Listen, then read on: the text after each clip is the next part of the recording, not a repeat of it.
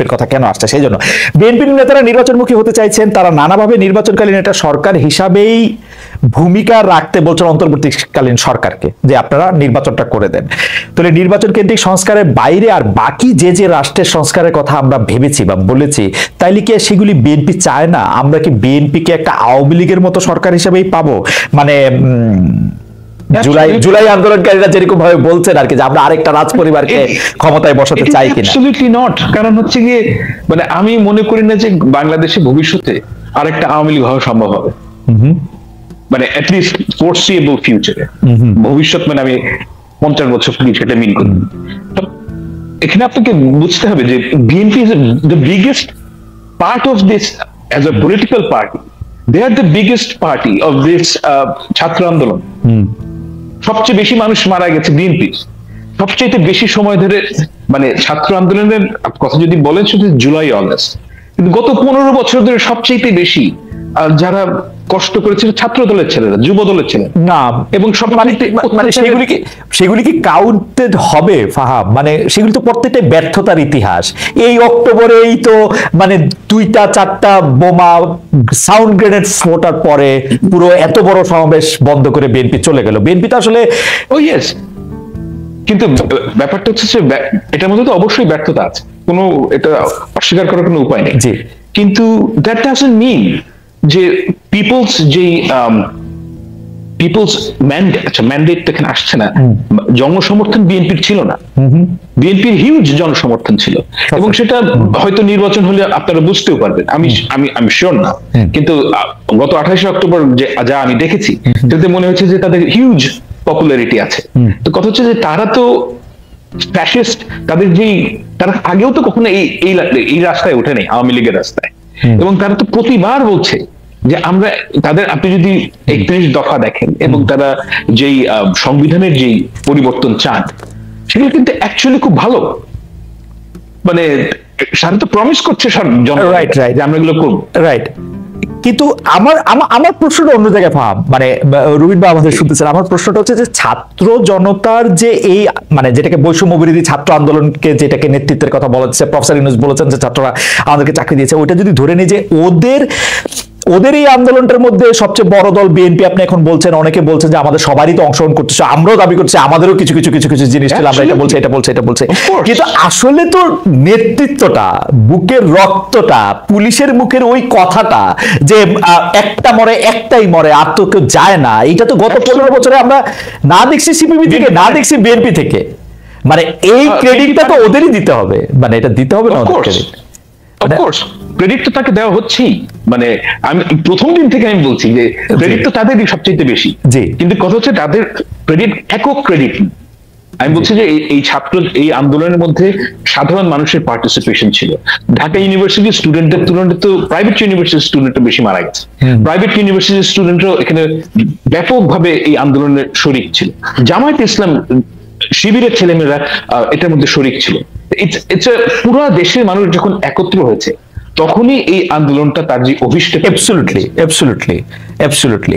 কিন্তু এখন Dhaka ইউনিভার্সিটিরা private university, Chittagong বিভাগ নাকি বগুড়া, চিটাগং এখন নতুন গোপালগঞ্জ কিনা, এই আলাপগুলি কি খুব জরুরি আলাপ? মানে এইটা এই বিভক্তিটাকে মানে চিটাগং এর তো না, মানে এটা এই ডেলিভারিটলি আলাপগুলি কেন তোলা হচ্ছে? মানে আপনি আমি আপনাকে প্রথমেই বলছিলাম যে এখন মানুষ খুব রেগে আছে, মানুষের যে আকাঙ্ক্ষা সেটা হচ্ছে না। কারণ হচ্ছে যে বাংলাদেশের তো এই যে সংস্কারের কথা আমরা বলছি, অর্থাৎ নর্মালসিতে ফেরত আসা, এটা একটু সময় লাগবে। এখন এই যে সময় লাগবে, এখন সবাই রেগে আছে যে তুই আওয়ামী লীগ, তুই জামাত, তুই মানে আগে কি করছিস 15 বছর, এগুলো হচ্ছে গিয়ে আমাদের যে ক্ষোভ প্রকাশের জায়গা হয়ে গিয়েছে। এখন এখান থেকে বের হতে সময় লাগবে, এবং আমার বাংলাদেশের মানুষকে ধৈর্য ধরতে হবে। এই ধৈর্য ধরা ছাড়া কোনো উপায় নেই। না, এটা খুবই ইন্টারেস্টিং। আমি একটু এখানে ছোট করে একটু বলে রাখি, সেটা হচ্ছে যে ধরেন আমার কথা দিয়েই বলি, অন্য কথা দিয়ে, মানে এই জুলাই আগস্ট মাসে আমরা কে কি করছি আমরা জানি না, কিন্তু আমাকে হঠাৎ করে দেখা গেল বিভিন্ন অ্যাভেঞ্জার ক্যারেক্টারে, হ্যারি পটারের চাচার ভূমিকায়, নানা ধরনের কিছু।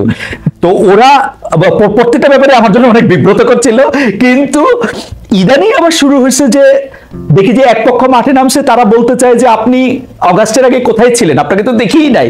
তো এখন এই মাঠে কারা, ওই মাঠে কোন লোক, আমার এটাতে খুবই কনফিউজ লাগে। এবং আপনি নিশ্চয়ই এটা আরো, আপনি অনেক বেশি জনপ্রিয়, আপনি নিশ্চয়ই এটা আরো অনেক বেশি ফেস করেন। যাই হোক, এটা একটু বলে রাখলাম আর কি। জনাব রবিন হোসেন প্লিজ, আমি যেটা জানতে চাইছিলাম যে জনগণ কি চায়, বা জনগণের চাওয়ার সাথে আমরা এটা বুঝতে পারি কিনা, আমরা এটা জানতে পারি কিনা। যেমন আমিও কিন্তু আসলে একাডেমিক জায়গা থেকে আমাদের জনগণ তাদের রাজনৈতিক নেতার কাছ থেকে কি চায়, 500 জনের কাছ থেকে সেরকম একটি প্রশ্নপত্র তৈরি করছিলাম। খুবই সারপ্রাইজিং উত্তর কিন্তু আসছে। জনগণ কি চায়? জনগণ আসলে চাকরি চায়, জনগণ আসলে বাজারের জিনিস কমুক সেটা চায়, কিন্তু বাজারে যে আরেকজন জিনিস বেচে এটা জনগণের অনেক সময় মনে থাকে না। মানে জনগণ আসলে তার নিজের জায়গা থেকে একটা সুবিধাজনক অবস্থান চায়, যে বেতন বেশি বাজারে দাম কম, কিন্তু এটা তো আসলে কতটা সুবিধাজনক সেটা বোঝা, সেটাও তো একটা মুশকিল। তো জনগণের চাওয়াটা আপনি কি বোঝেন, আপনি আসলে বোঝেন কিনা, এটা কে বোঝে আসলে জনগণের চাওয়াটা? জনাব রবিন হোসেন প্লিজ।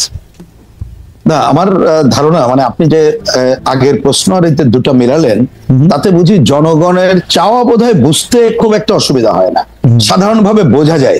কিন্তু জনগণ আস্থা স্থাপন করছে কিনা, সেটাই হয়ে গেছে প্রধান বিষয় আমার কাছে মনে হয়।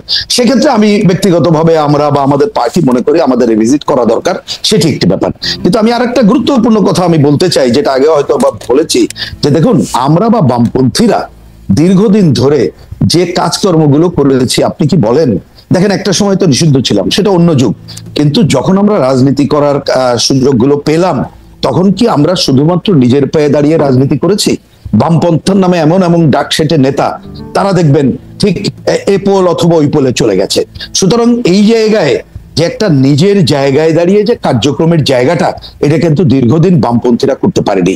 কারণ আমরা সিপিবি এইবার 2000, আপনার নিশ্চয়ই মনে আছে, খালি জাস্ট ছোট্ট করে, এটা তো ইতিহাস অনেকেও জানে না, 94 সাল থেকে প্রথমে বামফ্রন্ট গড়ে তোলা হলো, ওইটা চললো না, 11 দল গড়ে তোলা হলো, সবাই চলে গেল। 8-9 পরে সিপিবি একা চললাম, তারপরে সিপিবি বাসদ, তারপরে আবার বাম গণতান্ত্রিক জোট গড়ে তুললাম, আবার 2 দল চলে গেল। তার মানে দেখেন, মানে আমি বলছি যে এইগুলা সব ডাক সেটা নেতারা। সুতরাং মানুষ যে আমাদের প্রতি আস্থা স্থাপন করবে, সে ব্যক্তি বলেন বা এই ধরনের দল বলেন, অতীত দিনের অনেকগুলো কর্মকাণ্ড এ ধরনের সংকট তৈরি করেছে বলে মনে হয়। তবে আমরা জিনিসটাকে পজিটিভলি নিতে চাই, যে মানুষ যা চায়, কিন্তু সে দেখতে চায় যে এই কাজটা সে ক্ষমতায় যাওয়ার পরে এই কাজটা করবে। আপনি এখানে যে কথাটা বললেন যে 500 জনের সার্ভে, এটা শুনে আমার ভালো লাগলো। বলতে অন্য জায়গায় বলি, যে চাকরির কথাটা বললেন, আমি মাঝে একটা আলোচনা করছিলাম কিছু চিন্তক মানুষের সাথে, ইন্টারেস্টিংলি তারা এই কথাটা বললেন যে দেখেন, ব্রিটিশ সময় থেকে শুরু করে এই সময় যত আন্দোলন দেখবেন, সেই আন্দোলনের মধ্যে কিন্তু প্রথম প্রশ্ন ছিল তার চাকরির প্রশ্নটা। কিন্তু অনেক সময় হয়তো এই শব্দটা না বলে আমরা অন্য শব্দ বলি, কিন্তু এটা আপনি ব্যাখ্যার যাচ্ছি না, গেলে দেখলাম খুবই কারেক্টলি এই জিনিসটা আছে, যে মানুষ পেলেই সেটা অন্য জায়গায় যাবে না। ভাষা আন্দোলনের বিষয়টা না, ধরো ব্রিটিশ বিরোধী আন্দোলন থেকে সে যখন দেশটা চেয়েছে, আমার পয়েন্ট হচ্ছে এরকমের, যে এই দেশে থাকলে, কারণ ব্রিটিশ থাকলে আমার কাজটা হবে না। আবার পাকিস্তান থেকে যখন বাংলাদেশ চেয়েছে, সে তখন চেয়েছে যে এই দেশে হলে আমার কার্যক্রমটা শুরু হবে। আমি বলছি যে এই জায়গাগুলো, আর ওইটা তো এক একটা পর্ব, যে পর্বই আমাকে আমাদের দেশ স্বাধীনতার সংগ্রাম, আমার নিজের আত্মমর্যাদা, এই জায়গাগুলো করার ক্ষেত্রে কাজটা করেছে। সুতরাং সেই জায়গাগুলোতে হয়তোবা আরো পিন পয়েন্ট করে, কিন্তু আমি পিন পয়েন্টের থেকে আরো জোর দিচ্ছি, যে মানুষ বলে যে আপনারা তো ভালো কথা বলেন, কিন্তু এখনো পর্যন্ত আপনারা এরকম কোন শক্তি আমরা দেখছি না যে আপনাদের রাষ্ট্র ক্ষমতায় যাবেন এবং আপনাদের কাছ থেকে কিছু প্রত্যাশা করব। ধরুন এখানে ফাহিম, এখানে বিএনপি এবং তার নেতার কথা, ফাহাম যে কথাটা বললেন, যে তিনি আসলে এই জায়গাগুলো হবে, যে কোনো কারণে হোক না কেন, কেউ পছন্দ করুক আর না করুক, বাস্তবতা তো তাই। মানুষ এটা মনে করে যা গেলে আওয়ামী রেজিম নেই, এখন এই রেজিম আসছে, তার প্রধান নেতা তিনি এসে যদি কিছু করতে পারেন, সুতরাং জেনুইন মনে করবে, সম্পর্কের জায়গাটা মনে করবে এবং নানাভাবে চিন্তা করবে, কিন্তু সেই জায়গাগুলো তো নাই। কিন্তু আমি আগে যে কথাটা বলেছি, খালি শুধু বিবেচনার জন্য বলি, আপনি দেখেন যে এই যে ধরেন গতকালকের আমার উপরে ঘটনাটাকে আমি যদি প্রধান নাও ধরি, কিন্তু এই ঘটনা অন্য দলগুলোর উপরে ঘটলে কি ঘটতো, বা আমি কাউকে ছোট করছি না, আমি দল নিয়ে ছোট করছি না, দেখবেন বিভিন্ন মিডিয়া অন্যদেরকে যেভাবে সামনে নিয়ে আসে, আপনি একটু রিভিজিট করে দেখেন তো আমাদের কথাবার্তা অন্যগুলো। না কিন্তু প্রিন্স ভাই, এটাই হচ্ছে তো সত্য। কিন্তু প্রিন্স ভাই, আপনার কাছে কি মনে হয় না যে পরিমাণ জনসমর্থন আপনার আছে, বা যে পরিমাণ লোক আপনার কথায় আপনার আদর্শে অনুপ্রাণিত হয়, সেই তুলনায় আপনি অনেক বেশি মিডিয়ার কভারেজ পান? Exactly. না, আমি মনে করি সেটা Proportionate বলেন না, যদি আপনি চিন্তা আমি করেন। আমি মনে করি সেটা বিএনপি এবং অনেকগুলো দলের থেকে বেশি পাই, এটা নিয়ে দ্বিধাদ্বন্দ্ব নাই। কিন্তু আমি বলছি তাদের অনুপাতে বেশি পাই, আমার কোনো বলতে দ্বিধাদ্বন্দ্ব নাই। কিন্তু আপনি দেখবেন, আমি নাম বলতে চাই না, আপনি বেশ কয়েক বছর ধরে অনেককে প্রমোট করে সামনে আনা হচ্ছে, অনেক দলগুলোকে সামনে আনা হচ্ছে। আমি খালি আপনাকে প্রশ্ন করতে চাই, কমিউনিস্ট পার্টির যে জনসমর্থন বা যতটুকু আছে, তাদের কি মানে কমিউনিস্ট পার্টির থেকে 1/3 বা 1/4 থেকে কি বেশি আছে? আমি খালি প্রশ্নটা করে রাখলাম। Okay. কিন্তু অবশ্যই মিডিয়া এইটাও ইন্টারেস্টিং। আমার ধারণা যে আমরা ইঙ্গিতটা বুঝতে পারছি। আমিও বিষয়টা নিয়ে আর নাম না বলি, বরং দর্শকরা কি জানতে চেয়েছেন সেটা আমরা একটু